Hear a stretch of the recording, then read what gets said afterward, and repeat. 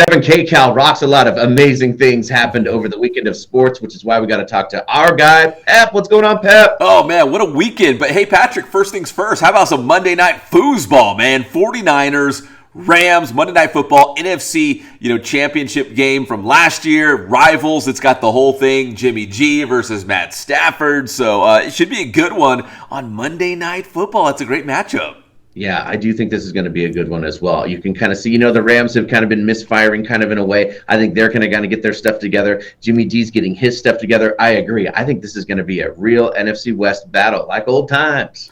Listen, am I going to apologize for Jimmy G and the slow start? Of course I am. I'm a 49ers fan, but I'll say this. Remember, they didn't even want him practicing. They didn't even want him at practice, through training camp with the 49ers. So he's kind of having to go through the learning curve of what he would have done all summer long and all through the month of August, to get ready for the NFL season. So he's still going through that process. So that's me defending Jimmy G right now. But again, the Rams are the Super Bowl champs. They're still the favorite. They're still getting their act together. So, but I think we're going to see both the teams' best versions, or at least better versions, tonight than what we saw early on in the season, because Matt Stafford and some of the key Rams players, they didn't play in the preseason either, man. I think they're trying to figure out some stuff as well. No, yeah, and the running game has been really weird. Trust me, Cam Akers is on my fantasy team. He has been playing terrible. Yes. It has not been working out. Jalen Ramsey has been getting burnt. I think they're going to tighten up on a lot of stuff, and I'm glad you said that about Jimmy G. Nobody handled this better than Jimmy G. All that stuff, no animosity. I mean, the fans aren't pissed. It's amazing how they pulled this off. I guess, you know what, some credit should be given to the 49ers, how they were able to kind of keep it somewhat professional too, and I think it's actually going to work out in their favor. Yeah, because everyone just assumed like he was either going to be traded or cut right before the season started. One of the two, like he was not going to be on the roster, and then boom, like threw a curveball. No, he's going to be on the roster. We're going to sign him to a really cheap one-year deal with a lot of incentives built in, which all those incentives might actually come to pass now because he's actually going to be the starter for the rest of the season. So it was just kind of weird how this whole thing worked out, but probably better in the end for the 49ers. He could have split that locker room, and he didn't. Yeah. And he deserves all the credit in the world. And see, sticking with your teammates and being supportive, now it's paying off, dude. Yeah. Absolutely, Patrick. So that's Monday Night Football. Big games over the weekend. Let's talk about some of our local teams. First off, the Chargers getting it done, beating the Texans by 10, 34-24. So the Texans, actually, I want to point this out, the only winless team in the NFL right now. 3 losses and 1 tie, no wins, but the Chargers putting it together.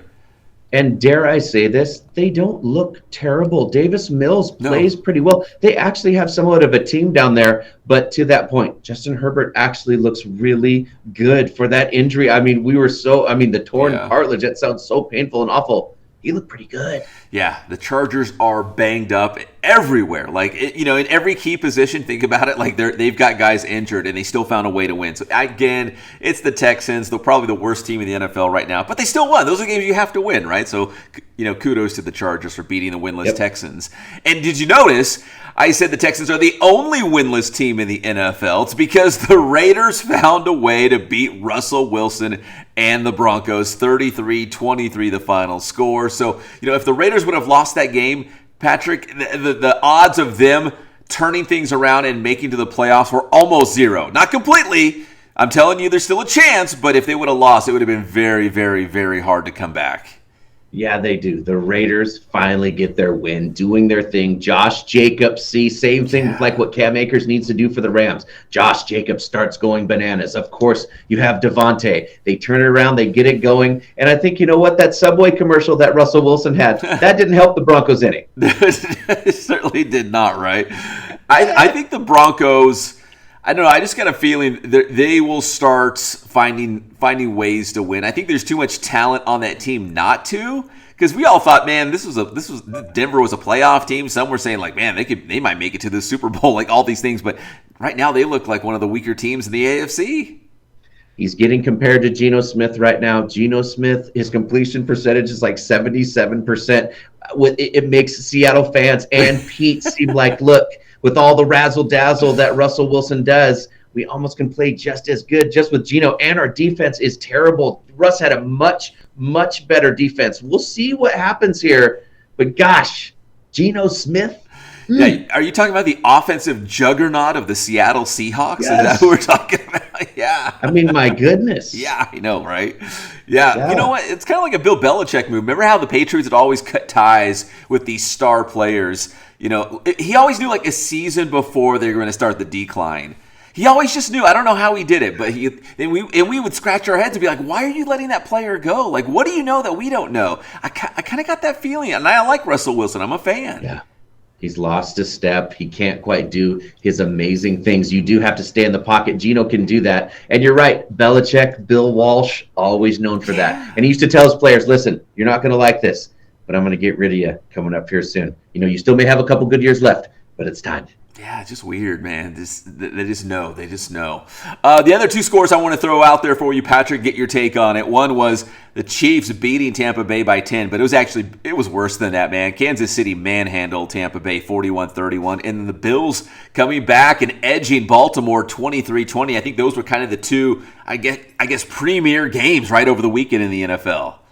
Right, and in those kind of rough and ugly circumstances somewhat. I mean, Patrick Mahomes, you know, he's kind of struggling too to get his offense going. He did depend on the cheetah a little bit, but you're right. Even if the game gets ugly, it looks like those two teams find a way to win, which tells me you can see the Chiefs and the Bills are kind of going to find each other eventually at the end of the year. I mean, at least it looks that way. That's what makes Super Bowl contenders, right? Even when it's not the prettiest game, you find a way to at least get the W, and then that's what all that matters. You know, survive in advance and get that W and move on.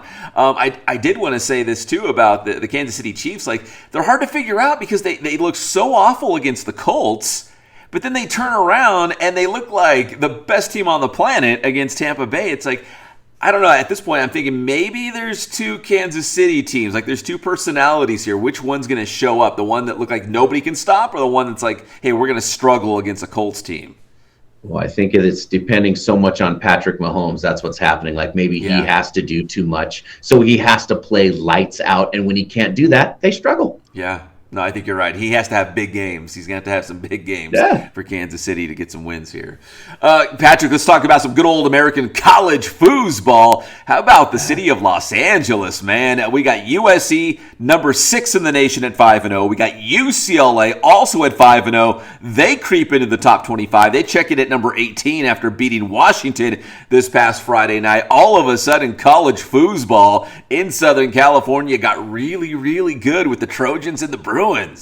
Yeah, it is really cool to see these two teams doing very well. I mean, they keep climbing it's nice to have that kind of West Coast power finally, you know? Finally, right? Like, that's the key word, finally. And you know what? What if these teams are both like undefeated going into that head-to-head matchup, and the winner will be your Pac-12 champion and maybe have a shot at the college football, national semifinals? Like, that would be so cool. We have not seen that with USC and UCLA. Well, actually, since the college football playoff has been, it entered the picture, we haven't seen that at all, obviously, because the Pac-12 has just struggled, period. But to see that happen, that would be the perfect, storyline for Southern California college football. No, it could happen too. I mean, it's shaping up. They look tough. Yeah, both of them do. And I thought, USC was going to be the stronger of the two after we saw a couple games. But UCLA, going back to what I said in the preseason, I felt like they might be the better team in Los Angeles. I don't know if I'm still holding on to that thought, but they've surprised me because I thought they struggled early on, but to beat Washington like that, I think they kind of got some people's attention now. Like, okay, you beat the Huskies, they were ranked. Okay, now we can kind of put some legitimacy on what you guys are doing this season. So, which means the crosstown is going to be good. It's going to be huge. It's going to be huge. And finally, Major League Baseball playoffs, final week of the regular season. The Dodgers are, surpassing the franchise record for wins in a season. They look like they're going to finish strong on a high note. That's great. But I want to give a shout out to the Seattle Mariners, Patrick. Your M's getting into the playoffs for the first time since 2001. Man, it's been a while, but you guys are officially in. Pep, I'm a 45-year-old man. I mean, I was 25 years old the last time this happened, and it happened in very dramatic fashion. I mean, it was the bottom of the ninth. We're down. There's 2 outs. Walk-off home run. It was absolutely unbelievable. Hopefully we're not spending too much time celebrating, and we can get ready to get into the playoffs and see what happens. And maybe my dream matchup of the Mariners and the Dodgers can somehow come together. Hey, you never know, right? Especially in the baseball playoffs, you just never know. I kind of throw the seedings out the window, and whoever team's hot, man, whatever team is hot is going to make a run.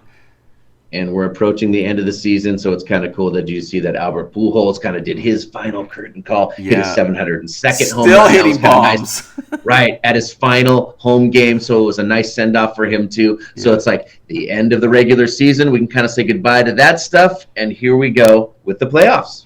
Yeah, here we go. If you're a Dodgers fan, listen, I'm a Mets fan, and I want to see them do well, but if you're a Dodgers fan, you need to keep an eye on Atlanta again. They're the defending World Series champions, and they're probably, maybe outside of the Dodgers, probably the hottest team in baseball right now going into the playoffs. That may be the matchup right there. We'll talk more about it coming up on Thursday with our guy Pep. Tell him how to get your stuff. Hey, get my stuff on Inland Sports. We got Inland Sports Instagram. We got Twitter. We got the Inland Sports YouTube channel, so you can find us on the tube and hit that subscribe button for us. We'd really appreciate it. That is Inland Sports. Thanks, Pep. Perfect, dude.